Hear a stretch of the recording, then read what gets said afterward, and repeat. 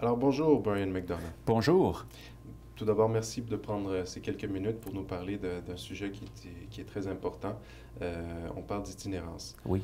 En tant que directeur de l'Office de la pastorale sociale de l'Archevêché de Montréal, pouvez-vous nous expliquer comment l'Église de Montréal soutient et s'implique auprès de ces gens, des itinérants?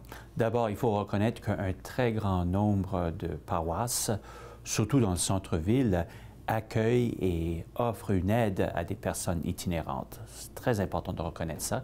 Et puis aussi, il y a beaucoup d'organismes communautaires qui sont inspirés par la sagesse des communautés religieuses qui sont impliquées à accompagner ces personnes-là. Mais aussi, ici à l'Archevêché de Montréal, le 15 de chaque mois, nous accueillons à peu près 70 à 80 personnes, des gens de la rue. On offre une petite pécule, quelques dollars. Très souvent, ces personnes vont mettre ensemble ces dollars pour s'acheter du poulet frit ou sinon un grand pizza. Mais il y a aussi un aspect d'accueillir ce monde-là, les reconnaître par leur nom, prendre leurs nouvelles.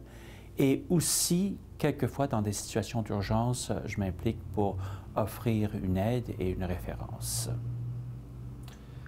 On sait maintenant que le gouvernement provincial souhaite mettre en place une véritable politique en itinérance au Québec. Comment réagissent les différents intervenants du milieu à cette annonce? D'abord, c'est vraiment bienvenu parce qu'il y a un besoin urgent à ce niveau-là d'assurer une certaine cohérence entre les ministères différents et puis entre aussi les instances gouvernementales aux trois paliers. Ça, c'est vraiment une bonne nouvelle. Il y a vraiment lieu de faire quelque chose, par exemple au niveau du logement pour des personnes qui n'ont pas les moyens de même se payer le loyer d'un logement abordable. Il y a des problèmes au niveau de la santé et services sociaux, accès à des services, surtout pour des gens de la rue qui ont des blessures, des problèmes cardiaques ou pulmonaires. Où est-ce que ces gens-là vont aller?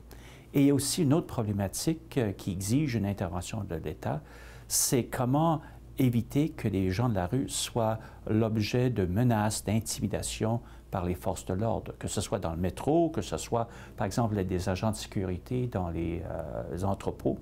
C'est une question réelle. Il faut vraiment que nous nous mettions ensemble pour reconnaître et défendre les droits de la personne, des personnes itinérantes. Quand on parle d'itinérance, on a souvent une image stéréotypée de l'itinérant qui nous vient en tête. Toutefois, le profil de l'itinérant a beaucoup changé au cours des années. Pouvez-vous nous en parler un peu de ce profil? Jadis, on pensait à la personne qui avait des problèmes de boisson et un peu était dans la rue là, temporairement. Or, effectivement, le profil des personnes itinérantes aujourd'hui s'est complexifié.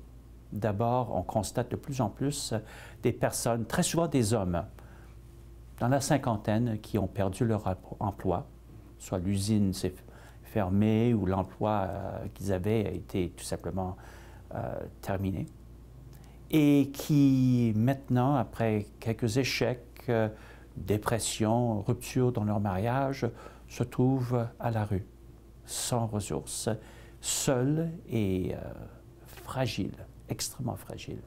Ces personnes-là vont aller dans un abri, une gîte ou une soupe populaire et vont fréquenter ces lieux-là jusqu'à ce qu'ils arrivent à l'âge où ils peuvent toucher une pension de vieillesse.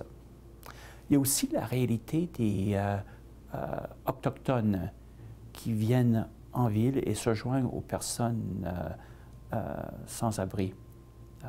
Ce que l'on ne sait pas toujours, c'est que dans les communautés autochtones au Québec et ailleurs au Canada, on voit le phénomène de la croissance importante de la population.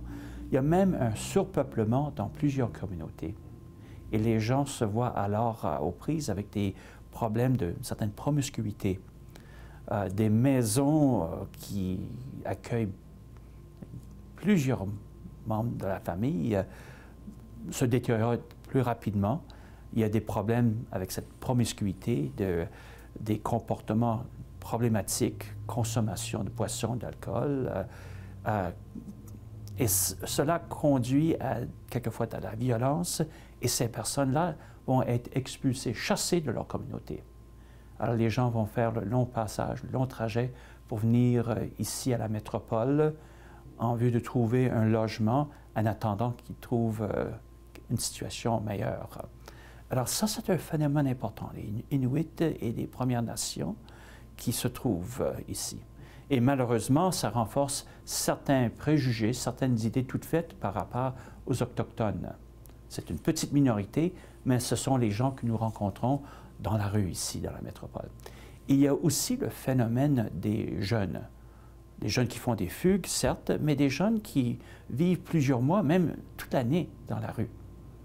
Des jeunes qui sont aux prises avec des problématiques de consommation de drogue et pour nourrir leur dépendance, vont faire de la prostitution. Et au fur et à mesure que le temps s'écoule, ces gens-là vont être marqués par la rue. C'est assez grave. Un autre phénomène dont on parlait peu jadis, c'est la présence de femmes, quelquefois même des femmes avec des enfants dans la rue. Il y a des gîtes, il y a des missions, il y a des centres d'accueil pour ces personnes, mais de plus en plus, on voit que les ressources sont rapidement épuisées. C'est une situation dramatique. On sait qu'au Québec, l'itinérance est en véritable croissance. Selon vous, y a-t-il vraiment une façon de contrer ce phénomène? Alors, il y a à peu près une douzaine d'années, on parlait d'à peu près 28 000 personnes itinérantes à Montréal, suite à une recherche de Santé Québec. Je dis bien il y a une douzaine d'années.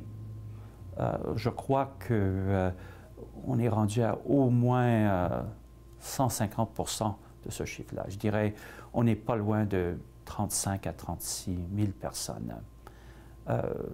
Évidemment, cela comprend toute catégorie de personnes qui vivent cette problématique. Certainement, il y a lieu de faire quelque chose pour trouver des ressources, des logements pour des personnes qui vivent cette situation-là, surtout quand il fait extrêmement froid, comme des journées comme nous connaissons actuellement. C'est important aussi d'assurer que ces gens-là puissent avoir accès à des services de santé de pointe.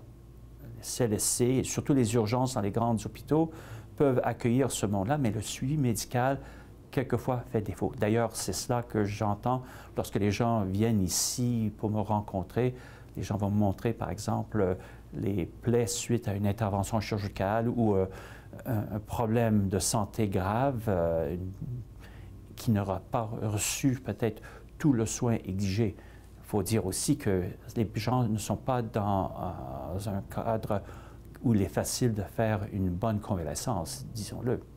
Il y a aussi le problème, je peux dire, de la judiciarisation de l'itinérance.